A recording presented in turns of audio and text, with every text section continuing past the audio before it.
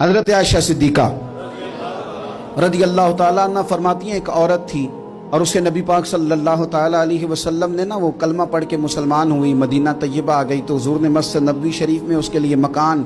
ایک سادہ سا کمرہ ساتھ مسجد کے بنوا دیا، وہیں رہنے لگی۔ اکثر وہ سیدہ طیبہ کے پاس آتی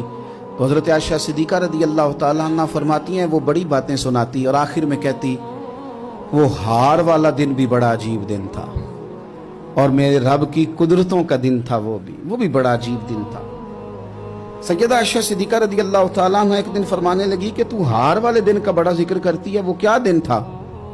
تو خاتون کہنے لگی اماں جی وہ دن تھا جب میرے رب پر بھروسہ اور مضبوط ہو گیا، جس دن میرا اپنے رب پر توکل اور بڑھا، میرے ایمان میں یقین میں اور پختگی آئی۔ کہنے لگی میں ایک گھر کی کنیز تھی، نوکرانی تھی، اس گھر میں ایک بچی تھی جس کے پاس سونے چاندی ہیرے جواہرات کا ہار تھا۔ اس زمانے میں چمڑے کے اوپر لوگ ہیرے جواہرات لگاتے تھے، کئی دفعہ سرخ رنگ کے چمڑے پہ لگائے جاتے تھے، وہ بچی پہنتی تھی تو کہتی ہوں بچی کے اس نے اتار کے رکھا یا اس سے گرا وہ ہار تو چیل اسے اٹھا کے لے گئی گوشت سمجھ کے اور میرے سامنے اٹھا کے لے گئی۔ گھر والوں نے مجھ سے پوچھا، یہ بخاری میں موجود ہے، گھر والوں نے پوچھا مجھ سے کہ وہ ہار کہاں ہے تو میں نے کہا چیل اٹھا کے لے گئی۔ گھر میں کچھ چوری ہو جائے تو سب سے پہلا الزام کس پہ لگتا ہے؟ ملازمین پہ۔ کہتے انہوں نے مجھے بڑا مارا، بڑی تکلیف تھی، حتیٰ کہ میری شرمگاہ تک کی تلاشی لی، میری عزت اتنی خراب کی میں بتا نہیں سکتی۔ میں نے اپنی زندگی میں ایک واقعہ دیکھا، ایک امیر گھر میں چوری ہو گئی، ملازم کو اتنا مارا کہ وہ چارپائی پہ پڑ گیا، پولیس والوں سے اتنی مار پروائی گئی کہ وہ بیچارہ چارپائی پہ پڑ گیا اور پھر وہ اتنا بیمار ہوا اور کچھ دنوں کے بعد پتہ چل گیا کہ چور تو اپنا بیٹا ہے ان کا، پھر اس کا انتقال ہو گیا۔ اب وہ سیٹھ صاحب اور گھر والے آ کے مرنے والے کے کان میں معافیاں مانگ رہے ہیں، کان میں۔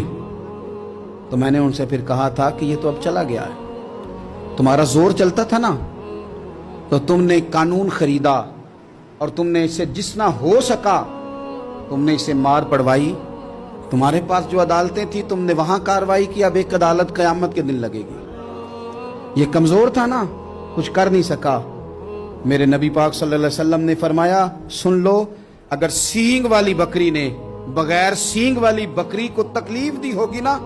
تو قیامت کے دن اسے بھی بدلہ دینا پڑے گا کہ تیرے پاس سینگ تھے اور تو نے اسے مارا تھا۔ وہ خاتون عرض کرتی ہے سیدہ عائشہ کی خدمت میں کہ مجھے بڑا مارا، مجھے تکلیف دی، میں کہہ رہی تھی کہ میرے سامنے چیل لے گئی ہے پر وہ نہیں مان رہے تھے، اماں جی انہوں نے مجھے بڑا مارا۔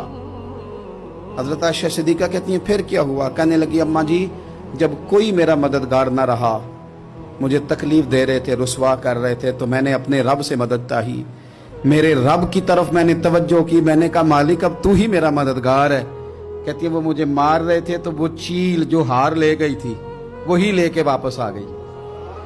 اور ہمارے سروں کے قریب لا کے اس نے جب اس ہار کو پھینکا وہ مجھے چھوڑ کے سائیڈ پہ ہوئے، وہ میری بے گناہی جان گئے، لیکن آپ کو بتاؤں اس دن سے میرا اپنے رب پر یقین اور بڑھ گیا۔ مجھے سمجھ آ گئی کہ جب انسان پورا ٹوٹ جاتا ہے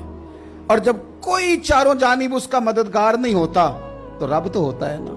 اللہ تو اس کا مددگار ہوتا ہے نا، وہ تو پھر اپنے اس بندے کی مدد کرتا ہے نا، پھر وہ تو توانائی دیتا ہے نا، وہ تنہا نہیں چھوڑتا، وہ تو آنسوؤں والوں کے آنسوؤں پہ بڑا کرم فرماتا ہے، وہ تو قسم پرسی میں آ جاتا ہے، اس کی رحمت بڑھ کے استقبال کر لیتی۔